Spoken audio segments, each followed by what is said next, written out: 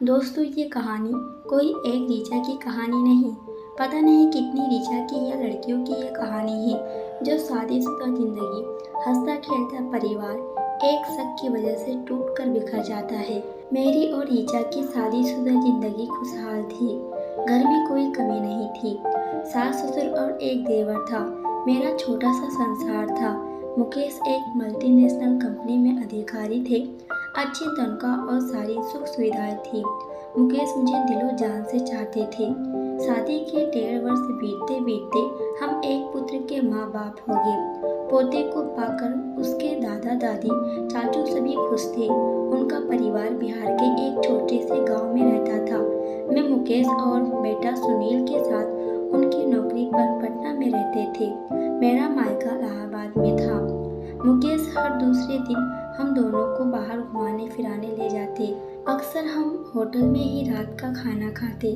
सचमुच मुझे दुनिया की सारी खुशियाँ मिल गई थी। सच ही कहते हैं, माँ बाप की पसंद और मर्जी से किए फैसले अच्छे होते ही सब कुछ ठीक ठाक था। मगर अक्सर जब सब अच्छा होता है तब कभी कभी बुराई का आगाज भी हो जाता है। एक दिन मुकेश ऑफिस से आए तो हमेशा की तरह खुश नहीं थे।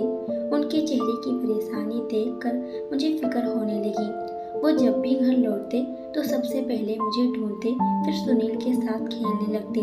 मगर उस दिन ऐसा नहीं हुआ। मुकेश अपना बैग सोफे पर रख कर चुपचाप बैठ गए।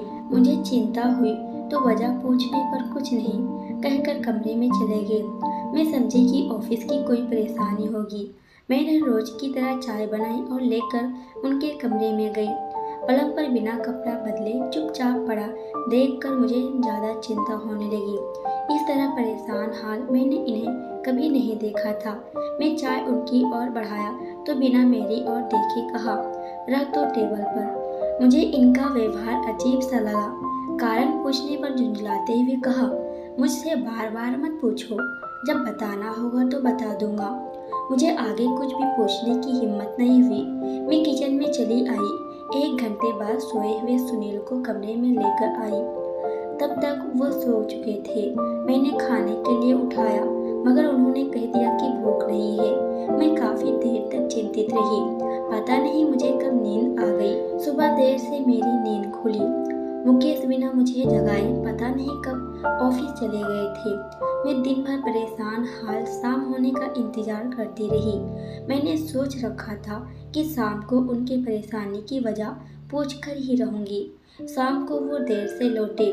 उन्हें चाय देकर सामने बैठ गई और परेशानी की वजह जानने की जिद करने लगी। मेरी जिद पर मुकेश गौर से मेरी आंखों में देखने लगे। उस दिन उनकी आंखों में देखकर मैं सहर उठी थी। इनकी आंखों में इतनी बेचैनी मैंने पहले कभी नहीं देखी थी। बार बार पूछने पर उन्होंने उल्टा मुझसे सवाल किया, शादी से पहले राहुल से तुम्हारा क्या रिश्ता था? ये सुनते ही मेरा सर चकराने लगा। मेरे हाथ पांव कांपने लगे। मेरी जुबान हिल गई। उनकी घूरती आंखों का सामना करने की मेरे अंदर हिम्मत खत्म हो चुकी थी। मेरी समझ में नहीं आ रहा था कि मुकेश के सवाल का क्या जवाब दूं। वो लगातार मुझे घूर रहे थे। मैं उतना ही नर्वस हो रही थी। मुझे खामोश देखकर उनके होठों पर एक कुटिल मुस्कान उभरी। उन्होंने कहा, शायद सच बोलने की हिम्मत तुम्हारे अंदर खत्म हो गई है ना? मुकेश मेरे पास से उठे और घर से बाहर निकल गए। मैं पत्थर की तरह सोफे पर जम से गई। सुनील सो गया था।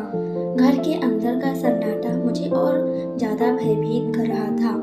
मैं सोचने लगी कि अचानक राहुल की बात पूछने की क्या वजह होगी। शादी के 3 साल बाद अचानक राहुल का जिक्र हमारे बीच आ जाने से मैं डर सी गई थी। कहते हैं ना कि हर डर के पीछे कोई ना कोई छुपी वजह जरूर होती है। मुझे पहले डर हुआ करता था क्योंकि मेरे मायके के रिश्तेदार और वहाँ के पास पड़ोस के लोग जब भी काम से पटना आते तो मुकेश से ऑफिस में मिलकर जाते, इसलिए मैं हमेशा चौकन्नी रहती। ये सच है कि शादी से पहले मैं राहुल को पसंद करती थी। राहुल भी मुझे चाहते थे। मेरे पड़ोस में रहने वाला राहुल एक अच्छा लड़का था। वो सुंदर था और पढ़ाई में अव्वल भी था। उसमें हर वो बात थी जिससे कोई भी लड़की आकर्षित हो सकती थी। हम दोनों दिल ही दिल में एक दूसरे को पसंद करते थे, मगर हमने अपने दिलों की बात एक दूसरे पर कभी भी जाहिर नहीं किया था। पड़ोसी होने के कारण हमारा रास्ता हमेशा होता। हम एक दूसरे के काम भी आते, एक दूसरे का ख्याल भी रखते। हम दोनों एक दूसरे के जज्बात की परवाह भी करते। दोस्तों में हमारी पसंदगी की चर्चा भी होती, मगर हम दोनों एक दूसरे से प्यार का इजहार नहीं कर पाए थे, या यूँ समझे कि हमारी हिम्मत नहीं हुई थी। मोहल्ले में भी लोग हम दोनों को शक की नज़र से देखते थे, मगर हम कभी भी एक दूसरे के सामने अपने प्यार का इजहार नहीं कर पाए। उसका मुख्य कारण था हमारे परिवारों का संस्कारी होना। हम दोनों को अपने माता पिता की भावनाओं का हमेशा और खुद से ज़्यादा परवाह था। कई बार हमें मौका भी मिला जब अपने प्यार का इजहार कर सकते थे, मगर संस्कारी परवरिश और परिवार की इज्जत ने हमें ऐसा करने से रोक दिया था। इसी बीच मेरे घर वालों ने मेरा रिश्ता मुकेश से तय कर दिया। जिस दिन मेरी शादी की तारीख तय की गई, उस दिन राहुल ने हिम्मत दिखाई और अपने प्यार का इजहार कर दिया, मगर उसके इस प्यार को समझने में देरी होने तथा पापा के फैसले से इनकार करने की हिम्मत मुझ में नहीं होने के कारण मैंने अपने दिल की बात राहुल से छुपा ली और प्यार से इनकार कर दिया, क्योंकि मैं जानती थी कि अगर मैं अपने दिल की सच्चाई उसे बता देती तो वो मर जाता। मेरे दिल में भी उसके लिए प्यार है, ये जानकर वो मेरी जुदाई बर्दाश्त नहीं कर पाता, इसलिए मैंने सच्चाई को छुपा लिया था। मेरी शादी हो गई। राहुल से बिछड़ने का दुख मुझे बहुत दिनों तक सताता रहा, मगर वक्त हर घाव को भर देता है। पति का प्यार, ससुराल का दुलार मुझे मेरे गम से बाहर निकलने में बहुत मदद की। मैं लगभग राहुल को भूल गई। कभी कभी जब मायके जाती तब राहुल के बारे में जानकारी होती।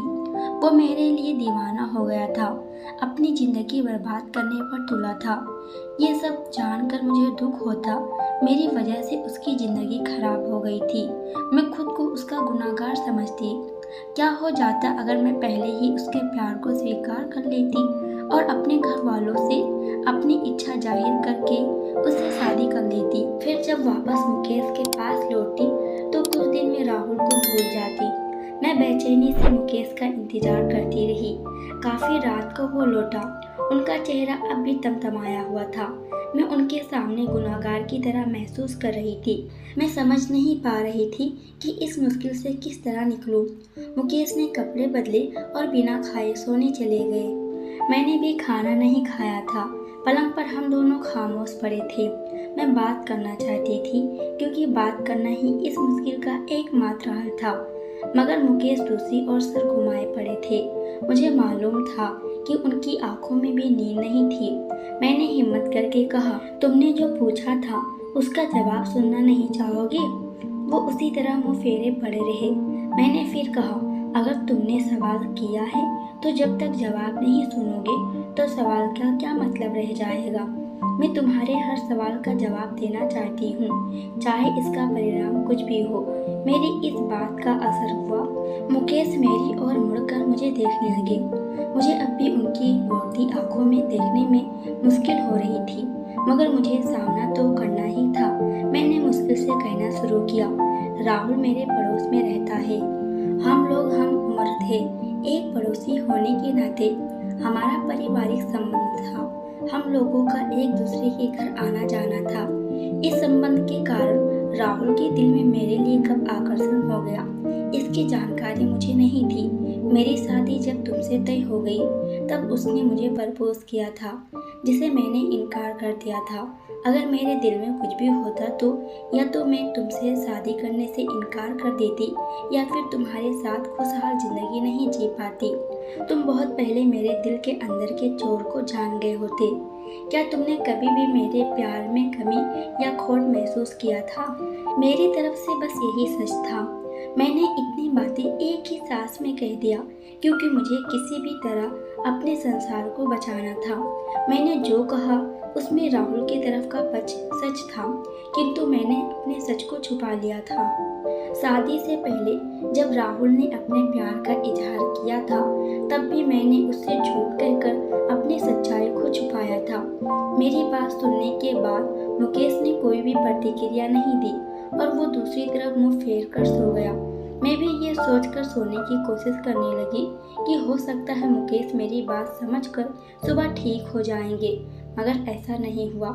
शीशे में पड़े खरोच की तरह मुकेश के दिल में मेरे लिए खोट कम नहीं हुई। कई दिन हो गए मुकेश खुलकर मुझसे बात नहीं करते, वो अपनी ज़रूरत के हिसाब से ही बोलते। मुझे उनके व्यवहार से परेशानी होने लगी। इसी तरह 2 महीने गुजर गए। मैं मुकेश के दिल से बात निकाल नहीं पाई। वो बात बात में राहुल के नाम पर ताना देने लगे। ये मुझे बुरा लगता। एक समय ऐसा भी आया जब उनसे मेरी लड़ाई भी होने लगी। मेरे भी बर्दाश्त की कोई हद थी। मुकेश कई बार मुझे मायके छोड़ आने की धमकी देते। पहले मैं सुनकर रह जाती, मगर अब मैं भी बोलने लगी थी। मैंने भी कहना शुरू कर दिया कि मुझे मायके छोड़ दो। वो दिन भी आ गया जब मुझे पापा के पास जाने का निश्चय करना पड़ा। मैं उनके तानों से तंग आ गई थी। मुकेश ने एक बार भी मुझे रोकने की कोशिश नहीं की। सीधा ट्रेन का रिजर्वेशन टिकट मेरे हाथों में थमा दिया। मैं भी जोश में थी, सो चल पड़ी। मायके पहुंचने के बाद मैंने पापा माँ से कुछ भी नहीं बताया। कहा कि बहुत दिनों से आप लोगों की याद सता रही थी, इसलिए आ गई। मुझे उम्मीद थी कि जल्दी मुकेश का गुस्सा शांत होगा, उसे मेरी तथा सुनील की कमी महसूस होगी तो खुद लेने आ जाएंगे। मायके में आने की खबर राहुल को मिल चुकी थी। वो मुझसे संपर्क करना चाह रहा था। एक दिन मेरी मुलाकात हो गई। उसकी हालत देखकर मेरा दिल रो पड़ा। उसने तो मेरे प्यार में दीवानगी पाल ली थी। उसे अब तक यकीन नहीं हुआ था कि मैं उससे प्यार नहीं करती थी। वो इशारों इशारों में कई बार मुझसे सच जानना चाहा, मगर मैं उसकी ज़िंदगी और अपनी शादी बचाने के लिए झूठ का सहारा लेती रही। मुझे राहुल का सामना करना मुश्किल होता जा रहा था। मैं चाहती थी कि वो मुझे भूल जाए। इसी तरह कई महीने बीत गए। न मुकेश मुझे लेने आए, न ही कभी फ़ोन किया। पापा माँ को इतने दिन मुझे यहाँ रहने में चिंता होने लगी। वे बार बार मुझे मुकेश को फ़ोन करके बुलाने को कहने लगे। मैं टालती रही। जल्द ही उन्हें शक हो गया। एक दिन पापा ने मुकेश को फ़ोन कर दिया।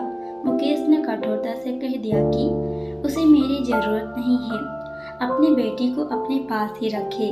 मुकेश के रूखे जवाब से माँ पापा परेशान हो गए। एक दिन राहुल मिला तो उसने भी काफ़ी महीने से पापा के पास रहने की वजह पूछ ली।